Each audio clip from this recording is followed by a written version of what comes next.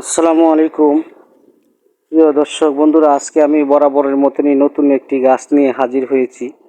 এই গাছটি আমাদের সকলেরই পরিচিত একটি গাছ।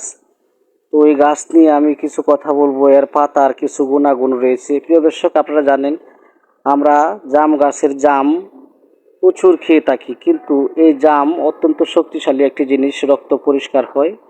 জামের মধ্যে বিভিন্ন উপকার রয়েছে এবং জামের বিচি, প্রিয় দর্শক জানেন, যারা ডায়াবেটিসের রোগী তারা যদি এর গুঁড়া খেতে পারে তাহলে অত্যন্ত কাজে দেয়। আর ডায়াবেটিসের জন্য, গণপ্রস্রাবের জন্য জামের বিচির পাউডার অত্যন্ত কাজে দেয়। তো প্রিয় দর্শক, জাম গাছের পাতা নিয়ে আজকে আমি কিছু কথা বলবো। যারা জাম গাছের গুঁড়া বা জামের বিচি গুঁড়া করে খেতে পারেন না, তাদের জন্য আজকে আমি সুন্দরভাবে বুঝিয়ে বলবো। এই জাম পাতা যদি আপনারা রস করে কিছুদিন খেতে পারেন, 3 থেকে 4টি পাতা প্রতিদিন রস করে আপনারা খাবেন, তাহলে ডায়াবেটিসের জন্য, গণপ্রস্রাবের জন্য অত্যন্ত কাজ করে। প্রিয় দর্শক, একটি মারাত্মক রোগ আমাদের মধ্যে বসবাস করে, প্রায় মানুষের হয়ে থাকে ডায়াবেটিস।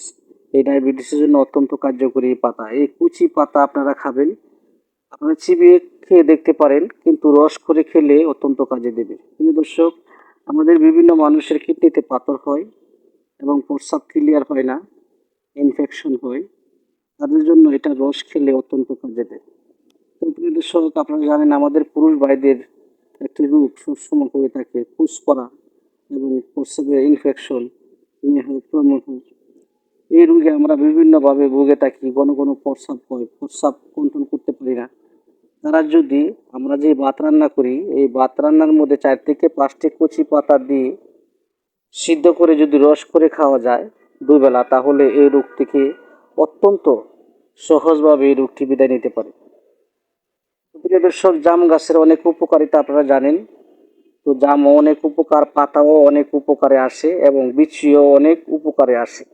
তাই আজকে আমি এই নিয়ে ভিডিও করলাম। আমার ইউটিউব চ্যানেল আনন্দময় জীবন আপনারা লাইক শেয়ার করে আমার পাশে থাকবেন। আসসালামু আলাইকুম ওয়া রাহমাতুল্লাহি ওয়া বারাকাতুহু।